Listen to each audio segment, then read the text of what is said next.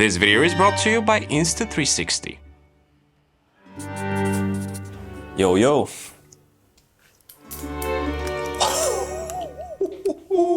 I thought it was gonna look nice, but this is way beyond my expectations, dude. Oh, that changed the whole room. Nice. Look at the ambient light. Nice. Oh, and this wall as well. You know what? We should do a desk here, like a guest setup, like we had in the old studio, and just pull out some of the cool stuff that we have. So recently, we did some studio improvements, after which we decided to put together a guest desk corner. We did a similar thing in the past with the previous place. Nope. And as we were assembling the desk, I started pulling out some great accessories that never really got the spotlight they deserve, so I figured I'd use the opportunity to show you some of them. As always, all the links will be in the description below, and I'll start with this monitor arm from Hexcal. If you are a regular viewer, you might remember the Hexcal Studio I showcased in the beginning of the year, which is this massive precision-crafted metal shelf that sits on top of a desk. It engulfs every single cable and charger, serving as the ultimate charging / cable organizing HQ. Well, I still use that on my desk, but I had forgotten that Hexcal also offers a monitor arm, which I was really impressed by the first time I unboxed it, but never got the chance to utilize it because at the time we were looking for a really tall solution. Anyway, this is the Hexcal monitor arm in question, and it supports displays up to 35 inches, or more importantly, up to 25 pounds of weight. It features built-in cable management and quick-release VESA plate, but what I appreciate most is its looks and adjustability. Now, there are many cheaper solutions out there. Yet again, there are many much more expensive ones that don't offer as much in terms of ergonomics, nor look as elegant. On top of the arm, we've installed an equally impressive creative mid-ranger from Asus, model number PA279CRV. Before we get to the nitty-gritty stuff of the monitor, let me just say that we have achieved a full connectivity here without the need of any hubs or docks, and this is for the most part possible thanks to this ProArt display. Now, this is a 4K HDR monitor that boasts 99% DCI-P3 and Adobe RGB picture quality, being Kalman verified. In simple words, if you care about display colors, you might not have to look elsewhere, especially when I tell you the price. But before that, if you end up enjoying this video, subscribe, because why not? Okay. So the price is sub $450, which in the world of multi-purpose, well-equipped, and specifically color-accurate displays is fantastic. Now, you can't expect refresh rate above 60 here, but what you can actually expect is 96 watts of power delivery via USB-C, which will allow you to top up your laptop while docked no matter your model, and get this, daisy chaining. So aside from the ability to daisy chain two of those bad boys, another thing that I appreciate a lot is the fact that the power supply is built in, which means that you don't have to worry about any bricks hanging loose or having to tuck them in underneath the desk. And overall, despite the fact that the power supply is integrated, it still is a very light construction, which is awesome. Not a massive fan of the bottom chin, to be honest, but I am willing to swallow that for the easy-to-use on-screen controls. We've used the front left bottom accessories port as part of the built-in hub to hook up the peripherals, utilizing the rear USB-A's for things like the Stream Deck Plus. Now, I got this interface a year ago for one of my setups, but truth be told, I completely forgot about its existence when we packed to move out from the old studio. Ever since we settled in here, we were using our phones to control the studio, thinking there has to be a better way, and here it was. This is the Stream Deck Plus, which has infinite number of profiles and presets one can use for streamlining any workflow. If you've never seen an accessories like this, it is basically a digital/analog way to do presets, shortcuts, or anything else in terms of dials and buttons. Back in the old place, I had my Final Cut Pro presets dialed in, but it can be used for simpler tasks like running apps. This Plus model features very satisfying dials, which by default can be used for volume or brightness control. The main reason for my excitement here is the ability to control the studio lights and routines. In order to do that, we need to prepare and install an app called home control, which is on the App Store. And it looks like this. What this app will allow us to do is copy the actual URLs of the home control presets so we can paste them inside the Stream Deck. Once the app is installed, I can find it in my menu bar, and under Settings, Customize Items, I'll be able to see all my HomeKit links. So here it is. I'll right click and I'll choose Copy Automation URL. Now with that URL copied, I'll open Stream Deck and I'll create a website shortcut in one of the buttons. And I'll paste that URL right here and I'll call it Desklight. Now if I press on it, it will turn off. If I press on it again, it will turn on.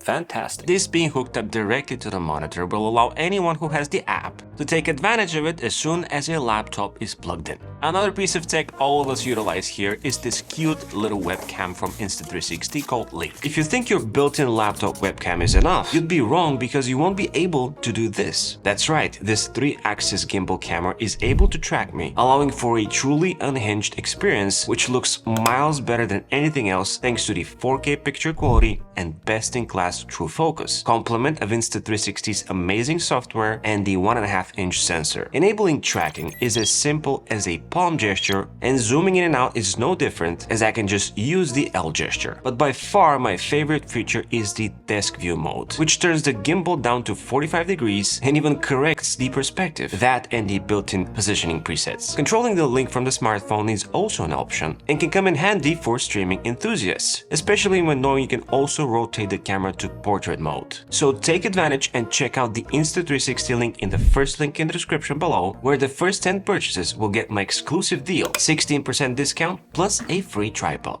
Okay, so in terms of power, there are two accessories that we're taking advantage of. The first one is the Oki Mac Fusion 3-in-1, which I shared in my favorite iPhone accessories episodes, which I'll link below. This Qi2 and MFW certified charger is pretty dope, allowing for simultaneous charge supporting 15 watts and 5 watts respectively, accommodating any iPhone, Apple Watch, and pretty much any wireless earbuds. I'm not the biggest fan of the bluish tint of the aluminum post, but I do like the 30-degree adjustable main puck. Most of all, I can appreciate the concept behind the Apple Watch charger in the rear. This position gives a lot of freedom to pretty much anyone around here, as no one needs to worry about the Apple Watch band that is being used. It could be a stiff leather band or a metal bracelet. This suspended design is spot on. The second accessory is the Ugreen DigiNest Pro GaN charging station, which boasts 7 ports, 3 USB-C, 1 USB-A, and 3 full-size outlets, which pretty much covers anyone who decides to top up something around this desk. This is something that you can easily slide underneath your tabletop and maybe tuck in a tray, but I prefer having easy access to those C ports up front,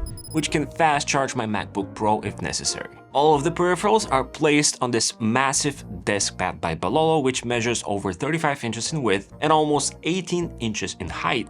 But as you can see, it tucks away perfectly below Bololo's large American walnut shelf. Aside from achieving this vertical floating dimension here, with the arm and the matching slats in the shelf, we utilize the shelf itself for additional storage purposes, and most of all, as a place to tuck and hide the laptop. Thanks to this large metal suspended tray, we can slide in even the largest MacBook Pros, no problem. Back to the mousepad. As someone who's used to sell desk pads in the past, I can appreciate the thickness of this wool felt pad, as well as the decision to place the non-slip dots underneath. The finish is ideal for non-gaming purposes, but I couldn't help myself and I took out my Logitech Pro super light gaming mouse. I can't just leave it in the drawer anymore, and honestly, I still can't figure out how I can utilize it in my 4-in-1 setup. But anyway, back to the mouse. I somehow feel like I'm the biggest advocate for gaming mice in this productivity sector, because using such a light and fast product for mundane work somehow feels as if you're commuting to work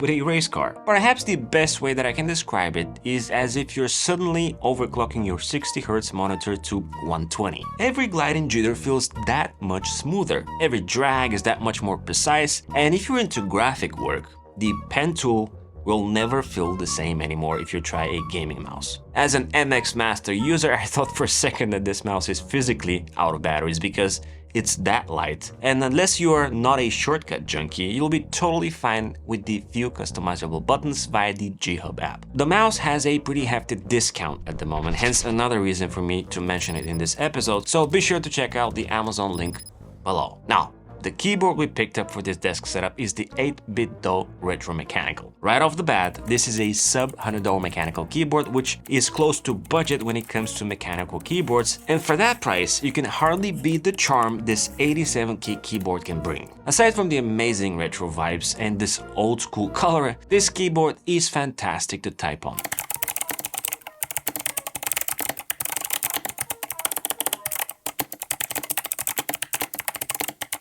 But the reason we picked it up for this setup is its versatility. We plugged it in directly into the Ugreen station for constant power and paired it up via Bluetooth, but stored inside the shell, inside a magnetic compartment, there is a 2.4 GHz receiver, which on its own looks very quirky, so if someone comes in and wants to connect without, going through a pairing process, it couldn't be simpler. Want to switch modes? No need to do any finger gymnastics at all, just use the control panel. So a very interesting quirk about this keyboard are these 3.5mm ports on this side of the keyboard. You have 4 of them, and they serve as an attachment point for those quirky buttons, which you can actually map and program to, serve as different shortcuts.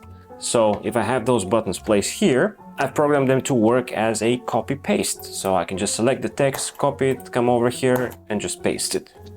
That is just dope. Now, since this is more of a guest corner, we decided to keep things simple, and instead of speakers, we just placed this beautiful cream color Emberton 2 speaker by Marshall, which is a perfect place to keep it topped up as well. I used to keep this little guy in my car at all times because it just sounds unreal for its size, fitting all sorts of occasions. It is very difficult to convey on camera how good this speaker is, but at least I can try and give you a perspective. Here's a song that I'm playing on the iPhone on max volume.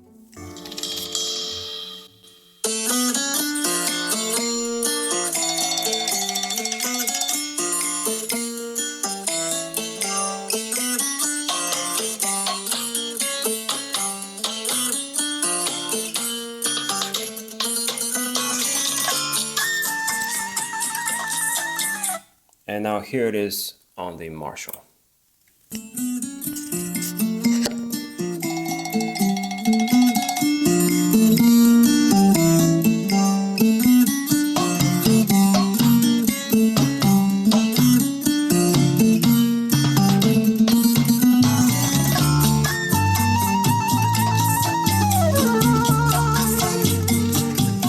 Since we're not expecting high-end music production or editing here, the occasional wireless lag is more than acceptable, since for the most part, this little guy is playing chill ambient beats. Should we decide to crank it up though, being placed on this shelf and not thrown somewhere in a corner, with its multi-directional sound, it does fill a room. Plus, over 30 plus hours of listening time with its built-in battery alone. To complement the old school vibes of the tabletop and the overall theme here, we placed this mechanical flip clock, which is just stunning. It's the least techie thing here, but it adds so much charisma no matter where you place it. There are plenty of Chinese brands that offer pretty much the same product in Amazon that uses the same single D battery that you can't really go wrong. Now, if you want to learn more about the Hexcal Studio I mentioned in the beginning, as well as my main quirky 4-in-1 desk setup, head over to this episode right here. Like and subscribe to the channel, as well as my newsletter, and as always, it's been an absolute pleasure. This is Z, over and out.